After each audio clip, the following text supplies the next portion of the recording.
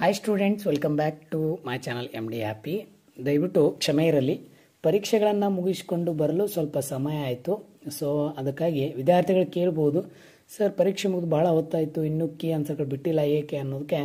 So ಪರೀಕ್ಷೆಗಳ ಜವಾಬ್ದಾರಿ ಇರೋದ್ರಿಂದ ಸೊ ಹಾಗಾಗಿ ದಯವಿಟ್ಟು ಕ್ಷಮೆ ಇರಲಿ. ಸೊ ಅದಕ್ಕಿಂತ ಮೊದಲು ನಾವು ಫಸ್ಟು ಪ್ರಶ್ನೆ ಪತ್ರಿಕೆಯ ಸ್ವಲ್ಪ ಹೊಸ ವಿಷಯಗಳನ್ನು ನಾನು ಇಲ್ಲಿ ಹೇಳ್ತಾ ಹೋಗ್ತೀನಿ. PUC ದ್ವಿತೀಯ ವರ್ಷದ ಪೂರ್ವ ಸಿದ್ಧತಾ ಪರೀಕ್ಷೆ 2025 ಇವತ್ತು ನಡೆದಿರುವಂಥದ್ದು. ಇತಿಹಾಸ ವಿಷಯಕ್ಕೆ ಅಲ್ಲಿ ಏನು ಕೊಟ್ಟಿದ್ದಾರೆ ಪ್ರಶ್ನೆ ಪತ್ರಿಕೆ ಅಂತ ನೋಡಿದಾಗ ನಮಗೆ ಏನು ತಲೆ ಹೊಳಿತು ಅಂತಂದರೆ, ಹಳೆಯ ಮತ್ತು ಹೊಸ ಒಂದು ಮಿಶ್ರಣವನ್ನು ಇಲ್ಲಿ ಮಾಡಿದ್ದಾನೆ. ಅದರ ಜೊತೆಗೆ ಸ್ವಲ್ಪ ಆಳವಾಗಿ ಪ್ರಶ್ನೆಗಳನ್ನು ಕೇಳಿದ್ದುಂಟು. ಹೌದಾ, ಪ್ರಶ್ನೆ ಪತ್ರಿಕೆ ನೋಡಿದಾಗ ಸ್ವಲ್ಪ ಆಳವಾಗಿ ಪ್ರಶ್ನೆಗಳನ್ನು ಕೇಳಿದರೆ ಬಹಳಷ್ಟು ಚೇಂಜಸ್ ಅನ್ನು ನಾವು ಇಲ್ಲಿ ಕಾಣ್ಬೋದು. ಪರೀಕ್ಷೆ ಮುಗಿದಾಗಿ ಸರ್ ಈ ಪ್ರಶ್ನೆ ಪತ್ರಿಕೆ ತೊಗೊಂಡು ನಾವೇನು ಮಾಡೋಣ ಅನ್ನುವಂಥ ವಿದ್ಯಾರ್ಥಿಗಳಿಗೆ ನಾನು ಇನ್ನೊಂದು ಕಿವಿ ಮಾತು ಹೇಳ್ತಾ ಇದ್ದೀನಿ ಅಂತಂದರೆ, ಪ್ರಶ್ನೆಗಳನ್ನು ಬರೀಲಿ ಅಥವಾ ಪೇಪರ್ ಮುಗಿಲಿ, ನಿಮಗೆ ಇನ್ನೂ ಇನ್ನುವಲ್ ಎಕ್ಸಾಮ್ ಮುಗಿದಿಲ್ಲ, ಹೌದಾ, ಅದನ್ನು ತಲೆ ಇಟ್ಟುಕೊಳ್ಳಿ. ಅದು ಮುಗಿದ ನಂತರ ನೀವು ಬೇಕಾದಂಗೆ ಏನಪ್ಪ ಅಂತಂದರೆ ಪ್ರಶ್ನೆ ಪತ್ರಿಕೆ ಯಾವುದಾದ್ರೂ ಏನು ಅಂತ ನೀವು ಇನಾಗ್ರೇಟ್ ಮಾಡ್ಬೋದು. ಸರಳನೂ ಅಲ್ಲ, ಅಷ್ಟು ಕಠಿಣನೂ ಅಲ್ಲ. ಪ್ರಶ್ನೆ ಪತ್ರಿಕೆ ಹೇಗೆ ಕೇಳಿದಾನೆ ಅಂತಂದರೆ ಭಾಳ ಸರಳ, ನೋಡಿದ ತಕ್ಷಣ ಹೌದು ಎಷ್ಟು ಸರಳ, ಆದರೆ ಬಿಡಿಸಿದಾಗ ಹೌದು ಇನ್ನೂ ಟಫ್ ಇದೆ ಕ್ವಶನ್ ಪೇಪರ್ ಅನ್ನೋ ಗೊತ್ತಿದೆ. ಇನ್ನು ಹೊಸ ಹೊಸ ಪ್ರಶ್ನೆಗಳು ಸಹ ಇಲ್ಲಿ ಬಂದುದುಂಟು, ಅಷ್ಟೇ ಸಂತೋಷನೂ ಆಗ್ತದೆ, ವೇಟೇಜ್ ಇದೆ, ಹೌದಾ. ಸೊ ಅದೇನೇ ಇರಲಿ, ಇನ್ನು 2 ಅಂಕದ ಪ್ರಶ್ನೆಗಳು ಲಾಂಗ್ ಉತ್ತರಗಳಿವೆ ಅಂತೇಳಿ ಬಿಡಬಾರ್ದು. ಸೊ ಅದಕ್ಕೊಂದು ಉದಾಹರಣೆನ ನಾನು ಮುಂದೆ ಹೇಳ್ತಾ ಹೋಗ್ತೀನಿ. ಸೊ ಪ್ರಶ್ನೆ ಪತ್ರಿಕೆನ ನೋಡ್ತಾ ಹೋಗೋಣ. ಸೊ ಅದಕ್ಕಿಂತ ಮೊದಲು ಇನ್ನೂ ಯಾರು ನಮ್ಮ ಚಾನಲ್ನ ಸಬ್ಸ್ಕ್ರೈಬ್ ಆಗಿಲ್ಲ, ದಯವಿಟ್ಟು ನಮ್ಮ ಚಾನಲ್ನ ಸಬ್ಸ್ಕ್ರೈಬ್ ಮಾಡ್ಕೊಳ್ಳಿ ಅಂತ ಹೇಳ್ತೀನಿ. ಇಲ್ಲಿ ನಾನು ಪಾಸಿಂಗ್ ಅಂಕಗಳನ್ನು ಮಾತ್ರ ತೆಗೆದುಕೊಂಡು ಬಂದೀನಿ, ಇದು ಕಂಪ್ಲೀಟ್ ಉತ್ತರಗಳನ್ನು ನಾನು ಮುಂದಿನ ವಿಡಿಯೋದಲ್ಲಿ ಕೊಡ್ತೀನಿ ಅಂತ ಹೇಳ್ತೀನಿ. ಸೊ ಬನ್ನಿ ಪ್ರಶ್ನೆ ಪತ್ರಿಕೆಯನ್ನು ನೋಡ್ತಾ ಹೋಗೋಣ. ಕೊಟ್ಟಿರುವ ಉತ್ತರಗಳಲ್ಲಿ ಸರಿಯಾದನ್ನು ಆರಿಸಿ ಬರೆಯಿರಿ ಅಂತ ಕೊಟ್ಟಿದ್ದಾರೆ. ಉತ್ಖನನ ಅಂದರೆ ನಿಮ್ಗೆ ಗೊತ್ತಿದೆ, ಮೂಲಾಧಾರಗಳನ್ನು ಹೊರತೆಗೆಯಲು ಕೈಗೊಳ್ಳುವಂತಹ ಒಂದು ವೈಜ್ಞಾನಿಕ ಭೂ ಅಗೆತವನ್ನು ನಾವು ಏನಂತ ಕರಿತೀವಿ ಅಂತಂದರೆ ಉತ್ಖನನ. ವೈಜ್ಞಾನಿಕವಾಗಿ ಭೂವನ್ನು ಅಗೆದು ಏನಪ್ಪ ಅಂತಂದ್ರೆ ಇಲ್ಲಿ ಏನು ಉತ್ಖನನವನ್ನು ನಾವು ಕೈಗೊಳ್ತೀವಿ ಅಂತ ಹೇಳ್ತೀವಿ. 2ನೇ ಪ್ರಶ್ನೆಯನ್ನು ನೋಡಿ, ಆರ್ಯ ಎಂಬ ಪದದ ಅರ್ಥ ಅಂತಂದರೆ ಕುಲೀನ ಅಂತ ಹೇಳ್ತೀವಿ ನಾವು. ಮುಖ್ಯಸ್ಥನಿಗೆ ನಾವು ಆರ್ಯ ಅಥವಾ ಕುಲೀನ ಅಂತ ಕರಿತೀವಿ. ಶಿವಾಜಿ ಮತ್ತು ಜಯಸಿಂಗನ ನಡುವೆ ನಡೆದಂಥ ಒಂದು ಒಪ್ಪಂದ ಯಾವುದು ಅಂತಂದರೆ ಅದು ಪುರಂದರ ಒಪ್ಪಂದ. ಪುರಂದರ ಒಪ್ಪಂದ ಇವರಿಬ್ಬರ ನಡುವೆ ನಡೀತದೆ.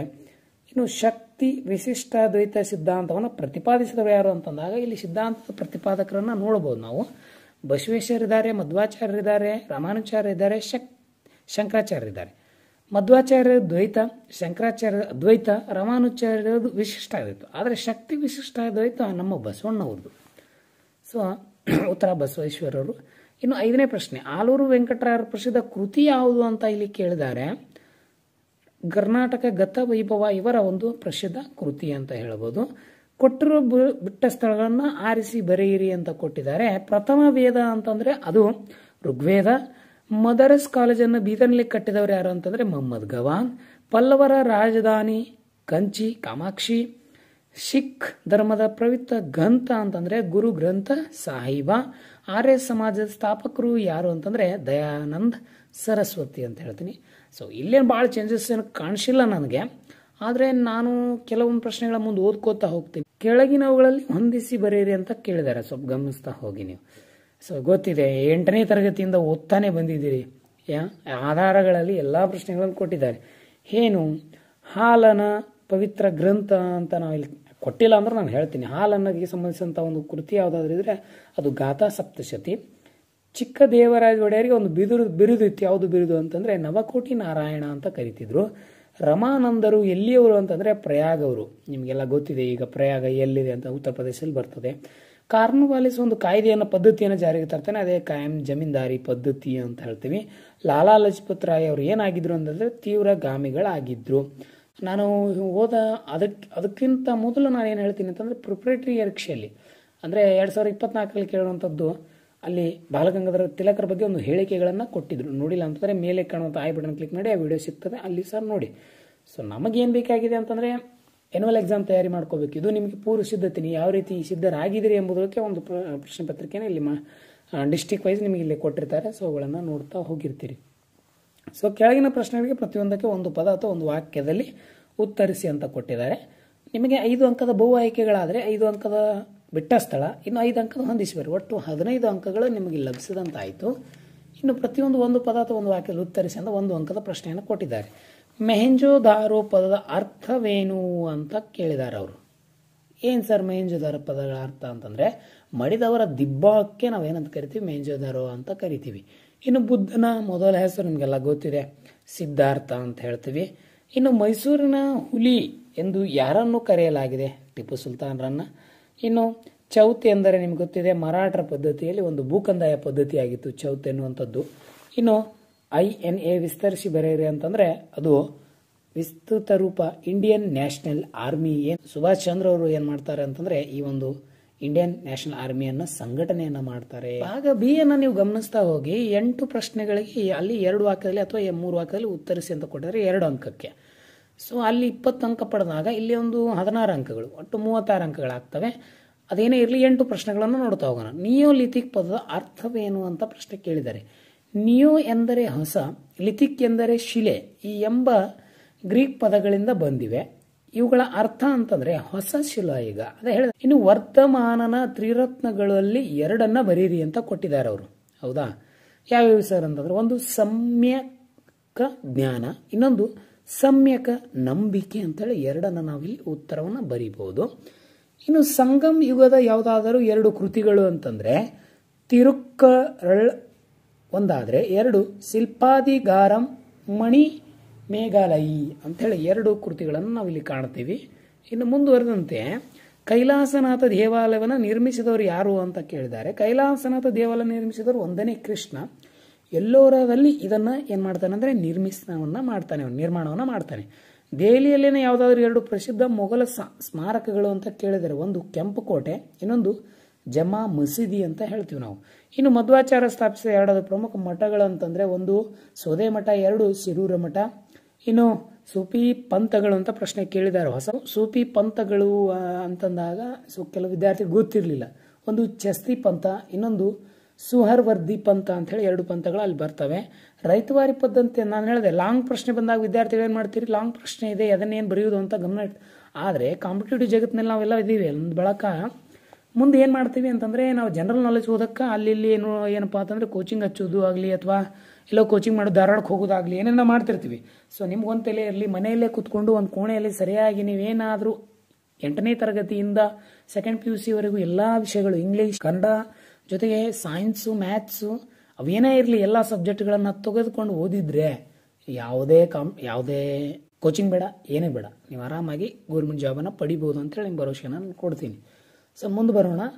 ರೈತವಾರಿ ಪದ್ಧತಿ ಎಂದರೆ ಬ್ರಿಟಿಷ್ ಈಸ್ಟ್ ಇಂಡಿಯಾ ಕಂಪನಿಯು ರೈತರು ಅಥವಾ ಕೃಷಿಕರೊಂದಿಗೆ ನೇರ ಒಪ್ಪಂದವನ್ನು ಮಾಡಿಕೊಂಡಿದ್ದು, ರೈತರು ನಿಗದಿತ 50% ಕಂದಾಯವನ್ನು ನಿಯಮಿತವಾಗಿ ಕೊಡುವ ಷರತ್ತಿನ ಮೇಲೆ ಅವರಿಗೆ ಮಾಲೀಕತ್ವವನ್ನು ನೀಡಲಾಗಿತ್ತು ಎಂಬುದನ್ನು ನಾವೇನಂತ ಕರಿತೀವಿ, ರೈತವಾರಿ ಪದ್ಧತಿ ಅಂತ ಇಲ್ಲಿ ಹೇಳ್ತೀವಿ. ಇನ್ನು ಪೋರ್ಚುಗೀಸರ ಅವನತಿಗೆ ಯಾವ್ದಾದ್ರು 2 ಕಾರಣಗಳಂದ್ರೆ, ಒಂದು ಅಲ್ಲಿರುವಂತಹ ಏನಾಗಿದ್ರು ಅಧಿಕಾರಿಗಳು ಭ್ರಷ್ಟರಾಗಿದ್ರು, ಅಸಮರ್ಥರು ಆಗಿದ್ರು ಅಂತ ಹೇಳ್ತೀವಿ ನಾವು. ಇನ್ನು ವಿಜಯನಗರ ಸಾಮ್ರಾಜ್ಯ ಪತನ ಆಗಿತ್ತು. ಯಾಕಂತಂದ್ರೆ ವಿಜಯನಗರ ಸಾಮ್ರಾಜ್ಯದವರು ಏನ್ ಮಾಡಿದ್ರು ಅಂದ್ರೆ ಪೋರ್ಚುಗೀಸರಿಗೆ ಸಹಾಯವನ್ನ ಮಾಡ್ತಾ ಇದ್ರು. ಅವರ ಪೋರ್ಚುಗೀಸರ ಮೇಲೆ ಏನಂದ್ರೆ ನಂಬಿಕೆ ಉಳ್ಳವರಾಗಿದ್ರು. ಸೊ ಅವರ ಒಂದು ಅವನತಿಯಿಂದ ಅಲ್ಲಿ ಪೋರ್ಚುಗೀಸರ ಅವನತಿ ಆಯಿತು ಅಂತ ಹೇಳ್ಬೋದು. ಸ್ವಾಮಿ ವಿವೇಕಾನಂದ ಪ್ರಕಟಿಸಿದ ಕೃತಿಗಳು ಅಂತ ಕೇಳಿದ್ದಾರೆ. ಹೌದು, ನನಗೂ ಒಂದ್ಸಾರಿ ಅನಿಸ್ತು, ಹೌದಲ್ಲ ಸ್ವಾಮಿ ವಿವೇಕಾನಂದರ ಬಗ್ಗೆ ಈ ಸಾರಿ 2 ಅಂಕದ ಪ್ರಶ್ನೆ ಕೇಳಿದ್ದಾರೆ ಅಂತ ಹೇಳಿ. ಅದರಲ್ಲಿ ಒಂದು ಪ್ರಬುದ್ಧ ಭಾರತ, 2 ಉದ್ಯೋಧನ ಅಂತ ಹೇಳಿ 2 ಪತ್ರಿಕೆಗಳನ್ನು ಅವರು ಹೆಸರಿಸಿದ್ದಾರೆ ಅಂತ ಹೇಳ್ಬೋದು. ಭಾರತದ ಮೊದಲ ಸ್ವಾತಂತ್ರ್ಯ ಸಂಗ್ರಾಮ ಬಗ್ಗೆ ನಾವು ಎಷ್ಟು ಸಾರಿ ಹೇಳ್ತೀವಿ ಅಂತಂದ್ರೆ, ಈ ಸ್ವತಂತ್ರ ಹಬ್ಬಗಳು ಬಂದಾಗ ಇವುಗಳಿಗೆ ನೆನಪಾಗ್ತಾ ಇರ್ತಾವೆ ನಮಗೆ.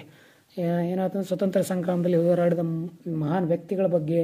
ಅಲ್ಲಿ ಕಾರಣ ಕೇಳಿದ್ದಾರೆ. ಬ್ರಿಟಿಷರ ಹೊಸ ಎನ್ಫೀಲ್ಡ್ ಬಂದೂಕುಗಳು ಉಪಯೋಗಕ್ಕೆ ತಂದಿದ್ದರಿಂದ ಒಂದು ತಕ್ಷಣದ ಕಾರಣವಾಗ್ತಿತ್ತು. ಯಾಕಂತಂದ್ರೆ ಒಂದು, ಹಿಂದೂಗಳಿಗೆ ಗೋವು ಬಹಳ ಪವಿತ್ರ, ಮುಸ್ಲಿಮರಿಗೆ ಹಂದಿ ಬಹಳ ನಿಷ್ಕ್ರಿಯವಾಗಿತ್ತು. ಸೊ ಅವರಿಬ್ಬರು ಆ ಒಂದು ತೋಟಗಳನ್ನು ತೆಗಲಿಕ್ಕೆ ಬೇಡ ಅಂತ ಹೇಳಿ ಬ್ರಿಟಿಷರ ವಿರುದ್ಧ ದಂಗೆ ಇದ್ರು ಅಂತ ಹೇಳ್ಬೋದು ನಾವು. ಇನ್ನು ಶಿವಪ್ಪ ನಾಯಕ ನೇತೃತ್ವದ 2 ಭೂ ವರ್ಗೀಕರಣಗಳಂತಂದ್ರೆ, ಒಂದು ಫಲವತ್ತತೆ ಆಧಾರದ ಮೇಲೆ ಏನ್ ಮಾಡ್ತಾ ಇದ್ದ ಅಂತಂದ್ರೆ, ಒಂದು ಬಂಜರು ಭೂಮಿ ಮೇಲೆ, 2 ಏನಪ್ಪಾ ಆಧಾರವಾಗಿ ಭೂಗಳನ್ನು ವರ್ಗೀಕರಣ ಮಾಡಿದ್ದ ಈತ ವ್ಯಕ್ತಿ. ಇನ್ನು JVP ಸಮಿತಿ ಯಾವುದಾದ್ರೂ 2 ಸದಸ್ಯರುಗಳು, ಎಷ್ಟು ಜನರಿಗೆ ಗೊತ್ತಿಲ್ಲ, ಎಷ್ಟು ಸರಿ ಕೇಳಿಲ್ಲ ಈ ಪ್ರಶ್ನೆ. ಜವಾಹರ್ಲಾಲ್ ನೆಹರು ಮತ್ತು ಸರ್ದಾರ್ ವಲ್ಲಭಾಯ್ ಪಟೇಲ್ ಏನಾಗಿದ್ರು ಅಂತಂದ್ರೆ ಆ ಒಂದು ಸಮಿತಿಯ ಸದಸ್ಯರಾಗಿದ್ರು ಅಂತ ಹೇಳ್ತೀನಿ. ಸೊ ನಾನು ನೇರವಾಗಿ ಎಲ್ಲಿ ಬರ್ತೀನಿ ಅಂತಂದ್ರೆ ಭಾಗ ಸಿಗೆ ಅಲ್ಲ, ಭಾಗ ಡಿಗೂ ಅಲ್ಲ, ನಾನು ನೇರವಾಗಿ ಭಾಗ ಇಗೆ ಹೋಗ್ತೀನಿ. ಸೊ ವಿದ್ಯಾರ್ಥಿಗಳ ಗಮನ ಇರಲಿ, ಇಲ್ಲಿ 4 ಅಂಕಗಳು ಸಿಗ್ತವೆ. ಒಟ್ಟು ನಿಮಗೆ ಟೋಟಲ್ 40 ಅಂಕಗಳಾಯಿತು. ಏನು ಸರ್ ಕಾಲಾನುಕ್ರಮವನ್ನು ಯಾವ ರೀತಿ ಬರಿಬೇಕಂತ ಹೇಳಿನೂ ಸಹ ನಾನು ವಿಡಿಯೋಗಳನ್ನು ಮಾಡಿದ್ದೀನಿ, ಪ್ಲೇ ಲಿಸ್ಟ್ ಇದಾವೆ, ಹೋಗಿ ನೋಡ್ಕೊಳ್ಳಿ. ಉಡ್ಸ್ಪರದಿ ಅಂತ ಕೊಟ್ಟಿದ್ದಾರೆ, ಉತ್ತರ ಮೇರು ಶಾಸನ ಅಂತ ಕೊಟ್ಟಿದ್ದಾರೆ, ಬುದ್ಧನ ಜನನ ಅಂತ ಕೊಟ್ಟಿದ್ದಾರೆ, ದಿನ್ ಇ ಇಲಾಯಿ ಸ್ಥಾಪನೆ ಯಾವಾಗ ಆಯಿತು, ಅದನ್ನು ನಾವು ಏನು ಮಾಡಬೇಕು ಅಂತಂದಾಗ ಫಸ್ಟ್ ನಿಮ್ಮ ತಲೆಯಲ್ಲಿ ಇರಲಿ. ಅವುಗಳನ್ನು ಯಾವ ರೀತಿ ಬರಿಬೇಕು ಅಂತಂದಾಗ ಫಸ್ಟು ಅವುಗಳ ಡೇಟ್ ನೆನಪಿರಬೇಕು. ನಾನು ಇಲ್ಲಿ ಕೊಟ್ಕೊಂತ ಹೋಗಿದ್ದೀನಿ, ನೋಡ್ಕೊತ ಹೋಗಿ. ಫಸ್ಟು ಯಾವ್ದು ಬರ್ತದೆ ಸರ್ ಅಂತಂದಾಗ ಸಿ, ಬುದ್ಧನ ಜನನವನ್ನು ತೊಗೊಳ್ಳೋಣ. ಯಾವಾಗ ಆಯಿತು? ಕ್ರಿಸ್ತಪೂರ್ವ 583ರಲ್ಲಿ ಬುದ್ಧನ ಜನನ ಆಗ್ತದೆ. ನಿಮಗೆ ಎಲ್ಲಿ ಕೇಳಿದ್ದಾರೆ ಒಂದು ಪ್ರಶ್ನೆ ಅಂತಂದರೆ ಒಂದು ವಾಕ್ಯದಲ್ಲಿ ಕೇಳಿದ್ದಾರೆ ನೋಡ್ರಿ, ಬುದ್ಧನ ಮೊದಲ ಹೆಸರೇನು ಅಂತೇಳಿ ಇದೇ ಪ್ರಶ್ನೆ ಪತ್ರಿಕೆಯಲ್ಲಿ. ಸೊ ಯಾವಾಗ ಅಂದರೆ ಫಸ್ಟ್ ಬುದ್ಧನ ಜನನ ತಗೊಳ್ಳೋಣ ಸರ್. ಸೆಕೆಂಡ್ ಯಾವುದು ಬರ್ತದೆ ಅಂತಂದರೆ ಉತ್ತರ ಮೇರು ಶಾಸನ. ಈ ಶಾಸನ ಎಲ್ಲಿ ಕಂಡು ಬರ್ತದೆ ನಿಮಗೆ ಅಂತಂದರೆ ಪಲ್ಲವರ ಒಂದು ಆಡಳಿತಾವಧಿಯಲ್ಲಿ ಕಂಡು ಬರ್ತದೆ. ಪಲ್ಲವರ ಅರಸರ ಏನಪ್ಪ ಅಂತಂದ್ರೆ ಕ್ರಿಸ್ತ ಶಕ 750ರಲ್ಲಿ ಈ ಶಾಸನವನ್ನು ಹೊರಡಿಸ್ತಾರೆ. ಅದು ಯಾರು ಅಂತ ಕಮೆಂಟ್ ಮೂಲಕ ನಂಗೆ ತಿಳಿಸಿ. ಇನ್ನು ಥರ್ಡ್ ಒನ್ ಆಗಿ ನಾನು ದಿನ್ ಇ ಇಲಾಯಿಯನ್ನು ತಗೋತೀನಿ, ಯಾಕಂತಂದರೆ ಅದನ್ನು ಹೊರಡಿಸಿ ಯಾವುದು ಚಾಯ್ಸಿಂಗ್ ಬರೋದಿಲ್ಲ. 1581ರಲ್ಲಿ ಕ್ರಿಸ್ತ ಶಕ 1581ರಲ್ಲಿ ಅಕ್ಬರ್ ಏನು ಮಾಡ್ತಾನೆ ಅಂತಂದರೆ ಸರ್ವಧರ್ಮ ಸಮನ್ವಯ ಎಂಬ ಒಂದು ದಿನ್ ಇಲಾಯಿ ಸಮನ್ವಯ ಸ್ಥಾಪನೆ ಮಾಡ್ತಾನೆ. ಕೊನೆಗೆ ಬರೋದೇ ಉಡ್ಡವರ ವರದಿ ಕ್ರಿಸ್ತ ಶಕ 1854ರಲ್ಲಿ. ಸೊ ಈ ರೀತಿ ನೀವು ಕಾಲಾನುಕ್ರಮವನ್ನು ಬಿಡಿಸಿದ್ರೆ 4 ಅಂಕ ಸರಳವಾಗಿ ಸಿಗ್ತದೆ. ಇನ್ನು ಮುಂದಿನ ಪ್ರಶ್ನೆಗೆ ಬರೋಣ. ಸೂಚನೆಗಳನ್ವಯ ಈ ಕೆಳಗಿನ ಪ್ರಶ್ನೆಗೆ ಉತ್ತರಿಸಿ ಅಂತ ಕೊಟ್ಟಿದ್ದಾರೆ. 39ನೇ ಪ್ರಶ್ನೆ, ನಿಮಗೆ ಒದಗಿಸಿದ ಭಾರತ ಭೂಪಟದಲ್ಲಿ ಕೆಳಗಿನ ಐತಿಹಾಸಿಕ ಸ್ಥಳಗಳನ್ನು ಗುರುತಿಸಿ ಪ್ರತಿಯೊಂದು ಸ್ಥಳ ಏನಪ್ಪಾ ಅಂತಂದ್ರೆ ಉತ್ತರಿಸಿ ವಿವರಣೆ ಕೊಡಿ ಅಂತ ಕೊಟ್ಟಿದ್ದಾರೆ. ಸೊ ಭಾರತ್ ನಕ್ಷೆಯನ್ನು ಗಮನಿಸಿ. ನೀವೆಲ್ಲರೂ ಆಲ್ರೆಡಿ ನಿಮಗೆಲ್ಲ ಪ್ರಿಪರೇಟರಿ ಶಿಕ್ಷಕರು ಬಹಳ ಒತ್ತಿ ಹೇಳಿರ್ತಾರೆ ಯಾವ ರೀತಿ ನಕ್ಷೆಗಳನ್ನು ಬಿಡಿಸ್ಬೇಕು. ಇಲ್ಲಾಂದ್ರೂ ಸಹ ನಾನು ವಿಡಿಯೋಲಿ ಕೊಟ್ಟಿದ್ದೀನಿ ಯಾವ ಸ್ಥಳಗಳು ಎಲ್ಲಿ ಬರ್ತವೆ. ಹರಪ್ಪ, ಬದಾಮಿ, ಹಳೆಬೀಡು, ಮೀರತ್ ಮತ್ತು ದಂಡಿ, ಇವತ್ತು 5 ಸ್ಥಳಗಳನ್ನು ಗುರುತಿಸಬೇಕು. ಇವಕ್ಕೆ 5 ಅಂಕ ಇರ್ತದೆ ಮತ್ತು ಆ ವಿವರಣೆಗೆ 5 ಅಂಕ ಇರ್ತದೆ. ಸೊ ಮೊದಲನೇದು ಹರಪ್ಪ, ಇದು ಎಲ್ಲಿದೆ? ಪಾಕಿಸ್ತಾನದಲ್ಲಿದೆ. ಇಷ್ಟು ಒಂದು ಪಾಯಿಂಟ್ ಬರೀಬೇಕು. ಎರಡನೇ ಪಾಯಿಂಟ್ ಏನು ಅಂತಂದ್ರೆ 1921ರಲ್ಲಿ ದಯಾರಾಮ್ ಸಹಾನಿ ಅವರು ಏನು ಮಾಡಿದ್ರೆ ಈ ನಗರವನ್ನು ಕಂಡುಹಿಡಿದ್ರು. 2 ಪಾಯಿಂಟ್ ಬರೆದ್ರೆ ನಿಮಗೆ 1 ಅಂಕ ಸಿಗ್ತದೆ. ಇನ್ನು ಬಾದಾಮಿಗೆ ಹೋಗೋಣ. ಇದು ಕರ್ನಾಟಕದ ಬಾಗಲಕೋಟೆ ಜಿಲ್ಲೆಯಲ್ಲಿದೆ, ಹೌದಾ? ಇನ್ನು ಬಾದಾಮಿಯ ಮೊದಲ ಹೆಸರು ಏನಿತ್ತು? ವಾತಾಪಿ. ಇದು ಆರಂಭಿಕ ಚಾಲುಕ್ಯರ ರಾಜಧಾನಿಯಾಗಿತ್ತು, ಹೌದ್ರಿ. ಇನ್ನು ಹಳೆಬೀಡು, ಇದು ಕರ್ನಾಟಕದ ಹಾಸನ ಜಿಲ್ಲೆಯಲ್ಲಿದೆ. ಎಲ್ಲಿದೆ ಅಂತಂದ್ರೆ ಹಾಸನ ಜಿಲ್ಲೆ ಇದೆ. ಇನ್ನು ಇದರ ಮೊದಲ ಹೆಸರು ದ್ವಾರ ಸಮುದ್ರ.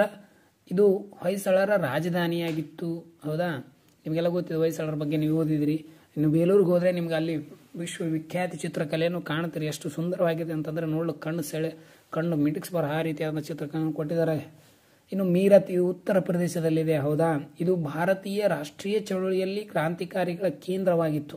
ಯಾರ್ಯಾರಲ್ಲಿ ಕ್ರಾಂತಿಕಾರಿಗಳಿದ್ದಾರೆ ಅಂತ ಹೇಳಿ ಕಮೆಂಟ್ ಮೂಲಕ ತಿಳಿಸಿ. ಇನ್ನು ಕೊನೆಯದು ಬರ್ತೀನಿ, ದಂಡಿ. ಇದು ಗುಜರಾತ್ ರಾಜ್ಯದಲ್ಲಿದೆ.